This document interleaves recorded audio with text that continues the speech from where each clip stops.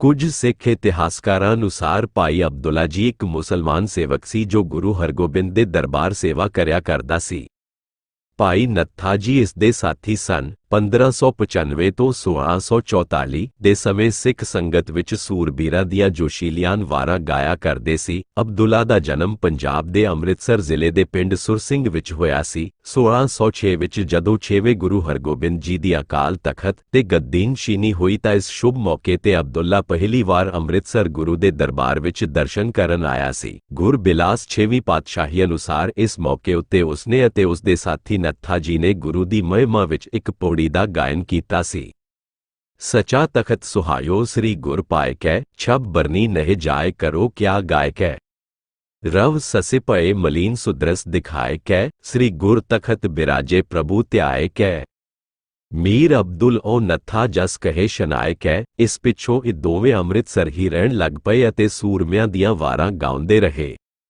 ਜਦੋਂ ਗੁਰੂ ਹਰਗੋਬਿੰਦ ਜੀ ਦੇ ਵੱਡੇ ਸੁਪੁੱਤਰ ਬਾਬਾ ਗੁਰਦਿੱਤਾ ਦੀ ਸ਼ਾਦੀ ਹੋਈ ਤਾਂ ਗੁਰੂ ਜੀ ਉਸ ਨੂੰ ਅਕਾਲ ਤਖਤ ਅਤੇ ਹਰਿਮੰਦਰ ਸਾਹਿਬ ਦੇ ਦਰਸ਼ਨ ਕਰਾਉਣ ਲਈ ਲੈ ਕੇ ਗਏ। ਇਸ ਸਮੇਂ ਗੁਰੂ ਜੀ ਨੇ ਅਬਦੁੱਲਾ ਜੀ ਨੂੰ ਪ੍ਰਮਾਤਮਾ ਦੀ ਮਹਿਮਾ ਗਾਇਨ ਕਰਨ ਲਈ ਹੁਕਮ ਦਿੱਤਾ। ਗੁਰਬਿਲਾਸ 9ਵੀਂ ਪਾਤਸ਼ਾਹੀ ਅਨੁਸਾਰ ਗੁਰੂ ਹਰਗੋਬਿੰਦ ਜੀ ਜਦੋਂ ਅੰਮ੍ਰਿਤਸਰ ਛੱਡ ਸ਼ਿਵਾਲਕ ਦੀਆਂ ਪਹਾੜੀਆਂ ਵਿੱਚ ਕੀਰਤਪੁਰ ਚਲੇ ਗਏ ਤਾਂ ਅਬਦੁੱਲ ਜੀ ਅਤੇ ਨੱਥਾ ਜੀ ਦੋਵੇਂ ਨਾਲ ਸਨ। ਗੁਰੂ ਜੀ ਨੇ ਆਪਣੇ ਜੋਤੀ ਜੋਤ ਸਮਾਉਣ ਤੋਂ ਪਹਿਲਾਂ ਉਹਨਾਂ ਦੋਵਾਂ ਨੂੰ ਆਪਣੇ ਜੱਦੀ ਪਿੰਡ ਸੁਰਸਿੰਘ ਜਾਣ ਲਈ ਹੁਕਮ ਕੀਤਾ ਸੀ। ਢਾਡੀ ਕਲਾ ਦਾ ਇਤਿਹਾਸ। ਢਾਡੀ ਕਲਾ ਦੇ ਇਤਿਹਾਸਿਕ ਪਿਛੋਕੜ ਨੂੰ ਵਾਚਣ ਉਪਰੰਤ ਇਹ ਗੱਲ ਸਪਸ਼ਟ ਹੁੰਦੀ ਹੈ ਕਿ ਇਹ ਕਲਾ ਸਾਊਦੀ ਅਰਬ ਵਿੱਚੋਂ ਮੁਸਲਿਮ ਬਾਦਸ਼ਾਹ ਮੁਹੰਮਦ ਬਿਨ ਕਾਸਿਮ ਦੇ ਨਾਲ ਭਾਰਤ ਵਿੱਚ ਆਈ ਅਤੇ ਬਾਅਦ ਵਿੱਚ ਰਾਜਪੂਤ ਰਾਜਿਆਂ ਦਾ ਇਸ ਕਲਾ ਦੇ ਪ੍ਰੇਮੀ ਹੋਣ ਸਦਕਾ ਇਸ ਕਲਾ ਨੇ ਰਾਜਸਥਾਨ ਵਿੱਚ ਰਾਜਪੂਤਾਨਾ ਸ਼ਾਹੀ ਦਰਬਾਰ ਦਾ ਸਿੰਗਾਰ ਬਣ ਕੇ ਆਪਣੇ ਹੁਨਰ ਸਦਕਾ ਪਛਾਣ ਕਾਇਮ ਕਰਨ ਦੇ ਨਾਲ-ਨਾਲ ਇਸ ਕਲਾ ਨੇ ਪੰਜਾਬ ਵੱਲ ਆਪਣਾ ਰੁਖ ਕੀਤਾ ਅਤੇ ਵੱਡੀ ਪ੍ਰਸਿੱਧੀ ਪ੍ਰਾਪਤ ਕੀਤੀ। ਪਹਿਲੇ ਕਲਾ ਮਰਾਸੀ ਕਬੀਲੇ ਨੇ ਆਪਣੇ ਕਿੱਤੇ ਦੇ ਸਾਧਨ ਵਜੋਂ ਫਸਲਾਂ ਦੀ ਆਮਦ ਸਮੇਂ ਖੇਤਾਂ ਖਲਵਾੜਿਆਂ ਵਿੱਚ ਜਾ ਕੇ ਕਿਸਾਨਾਂ ਦੀ ਸਿਫਤ ਵਿੱਚ ਗਾ ਕੇ ਅਨਾਜ ਵਗੈਰਾ ਇਕੱਠਾ ਕਰਨ ਜਾਂ ਵਿਆਹਾਂ ਸ਼ਾਦੀਆਂ ਅਤੇ ਖੁਸ਼ੀ ਦੇ ਮੌਕਿਆਂ ਤੇ ਗਾ ਕੇ ਆਪਣਾ ਜੀਵਨ ਨਿਰਬਾਹ ਕਰਨ ਲਈ ਅਪਣਾਈ। ਭਾਈ ਕਾਹਨ ਸਿੰਘ ਨਾਭਾ ਨੇ ਮਹਾਨ ਕੋਸ਼ ਵਿੱਚ ਢਾਡੀ ਸ਼ਬਦ ਦੇ ਅਰਥ ਢੱਡ ਵਜਾ ਕੇ ਯੋਧਿਆਂ ਦੀਆਂ ਵਾਰਾਂ ਜਾਂ ਯਸ ਗਾਉਣ ਵਾਲੇ ਕੀਤੇ ਹਨ। ਗੁਰਬਾਣੀ ਵਿੱਚ ਅਕਾਲ ਪੁਰਖ ਦਾ ਜਸ ਗਾਉਣ ਵਾਲਾ ਜਾਂ ਕੀਰਤਨ ਕਰਨ ਵਾਲੇ ਨੂੰ ਢਾਡੀ ਬਿਆਨਿਆ ਗਿਆ ਹੈ।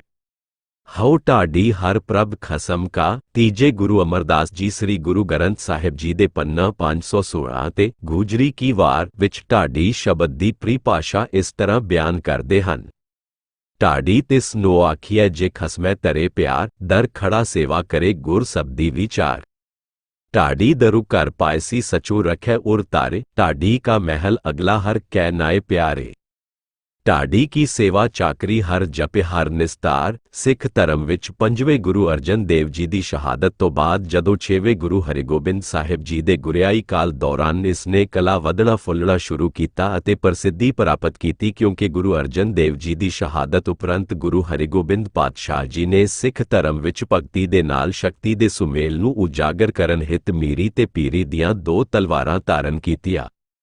ਇਸੇ ਮਕਸਦ ਤੇ ਆਪ ਜੀ ਨੇ ਆਪਣੇ ਦਰਬਾਰ ਵਿੱਚ ਜੈਲਾ ਅੰਮ੍ਰਿਤਸਰ ਦੇ ਪਿੰਡ ਸੁਰਸਿੰਘ ਦੇ ਦੋ ਢਾਡੀ ਭਾਈ ਨੱਥਮਲ ਜੀ ਅਤੇ ਭਾਈ ਅਬਦੁੱਲਾ ਜੀ ਨੂੰ ਗੁਰੂ ਘਰ ਵਿੱਚ ਪਹਿਲੇ ਮਨਜ਼ੂਰ ਸ਼ੁਹਦਾ ਢਾਡੀ ਹੋਣ ਦਾ ਮਾਣ ਬਖਸ਼ਿਸ਼ ਕੀਤਾ। ਭਾਈ ਨੱਥਾ ਜੀ ਅਤੇ ਭਾਈ ਅਬਦੁੱਲਾ ਜੀ ਨੇ 4 ਵਾਰਾਂ ਗੁਰੂ ਹਰਿਗੋਬਿੰਦ ਸਾਹਿਬ ਦੀ ਸਿਫਤ ਵਿੱਚ ਲਿਖੀਆਂ। ਜਦੋਂ ਗੁਰੂ ਹਰਿਗੋਬਿੰਦ ਸਾਹਿਬ ਜੀ ਨੇ 2 ਤਲਵਾਰਾਂ ਪਹਿਲੀਆਂ ਉਸ ਸਮੇਂ ਵਾਰ ਜੋ ਇਹਨਾਂ ਢਾਡੀਆਂ ਨੇ ਸ਼ੁੱਧ ਰਸਾਲੂ ਰਾਗ ਵਿੱਚ ਗੁਰੂ ਹਰਿਗੋਬਿੰਦ ਸਾਹਿਬ ਦੀ ਸਿਫਤ ਗਾਈ, ਉਹ ਇਸ ਤਰ੍ਹਾਂ ਸੀ। 2 ਤਲਵਾਰੀ ਬਦੀਆਂ, ਇੱਕ ਮੀਰੀ ਦੀ, ਇੱਕ ਪੀਰੀ ਦੀ, ਇੱਕ ਅਜ਼ਮਤ ਦੀ, ਇੱਕ ਰਾਜ ਦੀ, ਇੱਕ ਰਾਖੀ ਕਰੇ ਵਜ਼ੀਰ ਦੀ। ਹਿੰਮਤ ਬਾਹਾਂ ਕੋਟਗੜ੍ਹ, ਦਰਵਾਜ਼ਾ ਬਲਖ ਬਖੀਰ ਦੀ, ਕਟਕ ਸਿਪਾਹੀ ਨੀਲ ਨਲ, ਮਾਰ ਦੁਸ਼ਟਾਂ ਕਰੇ ਤਗੀਰ ਜੀ।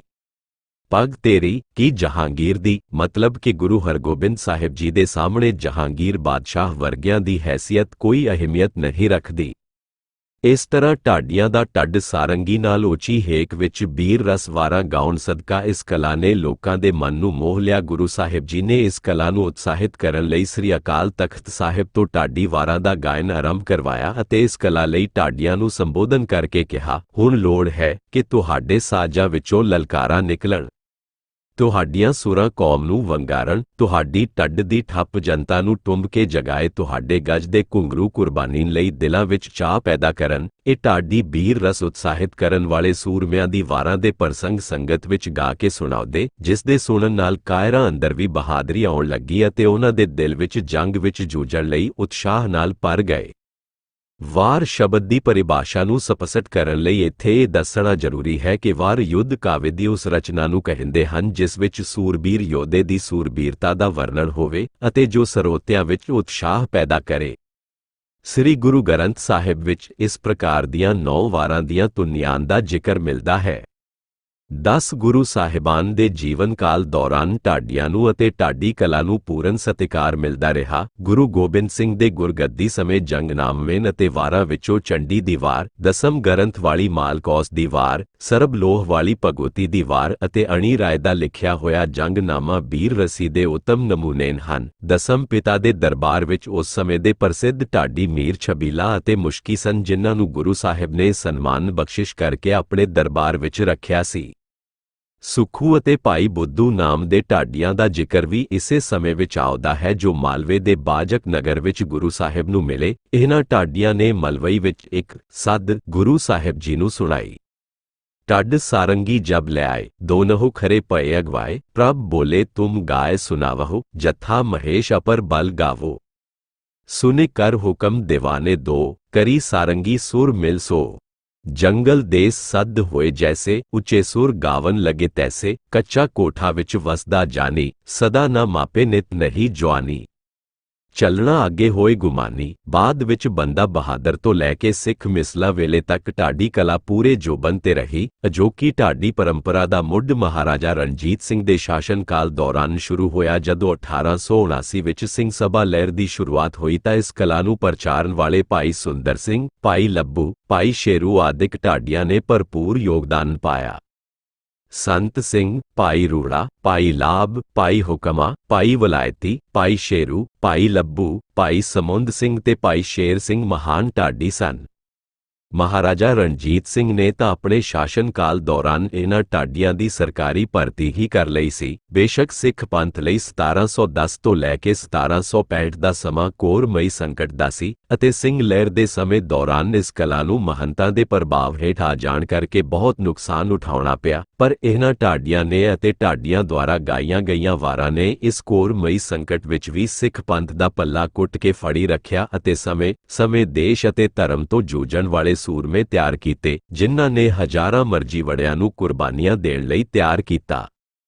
ਪਰ ਅੱਜ ਬਹੁਤ ਦੁੱਖ ਦੀ ਗੱਲ ਹੈ ਕਿ ਅਸੀਂ ਢਾਡੀ ਕਲਾ ਦੇ ਜਨੂੰਨ ਨੂੰ ਖਤਮ ਕਰਦੇ ਜਾ ਰਹੇ ਹਾਂ, ਜਿਸ ਸਦਕਾ ਇਸ ਕਲਾ ਨੂੰ ਬਹੁਤ ਨੁਕਸਾਨ ਉਠਾਉਣਾ ਪੈ ਰਿਹਾ ਹੈ। ਇਸ ਕਲਾ ਦੇ ਨਗੀਨੇ ਨੂੰ ਸਾਂਭਣ ਦੀ ਥਾਂ ਤੇ ਪੱਛਮੀ ਸੱਭਿਆਚਾਰ ਦੀ ਲੱਚਰ ਗਾਇਕੀ ਦਾ ਜਨੂੰਨ ਆਪਣੇ ਸਿਰਾਂ ਤੇ ਸਵਾਰ ਕਰਦੇ ਜਾ ਰਹੇ ਹਾਂ।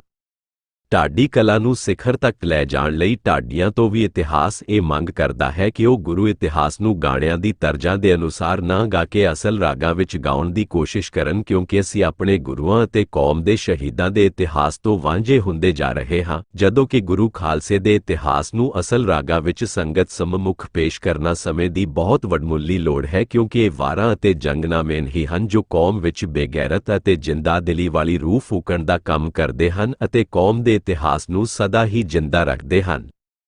ਸੋ ਇਸ ਦੇ ਲਈ ਗੁਰ ਘਰ ਦੇ ਮਨਜੂਰੇ ਢਾਡੀ ਹੀ ਸਾਡੇ ਕੋਲ ਅਜਿਹਾ ਵਸੀਲਾ ਹਨ ਜੋ ਗੁਰੂ ਘਰ ਦੇ ਅਨਮੋਲ ਖਜ਼ਾਨੇ ਸਿੱਖ ਇਤਿਹਾਸ ਨੂੰ ਵਾਰਾਂ ਰਾਹੀਂ ਗਾ ਕੇ ਦੁਨੀਆ ਦੇ ਕੋਨੇ ਤੱਕ ਪਹੁੰਚਾ ਸਕਦੇ ਹਨ। ਵਾਹਿਗੁਰੂ ਜੀ ਕਾ ਖਾਲਸਾ, ਵਾਹਿਗੁਰੂ ਜੀ ਕੀ ਫਤਿਹ। ਕਮੈਂਟ ਵਿੱਚ ਵਾਹਿਗੁਰੂ ਜ਼ਰੂਰ ਲਿਖੋ ਜੀ। ਚੈਨਲ ਨੂੰ ਸਬਸਕ੍ਰਾਈਬ ਵੀ ਜ਼ਰੂਰ ਕਰੋ ਜੀ। ਭੁੱਲ ਚੁੱਕ ਬਖਸ਼ ਦੇਣੀ ਜੀ।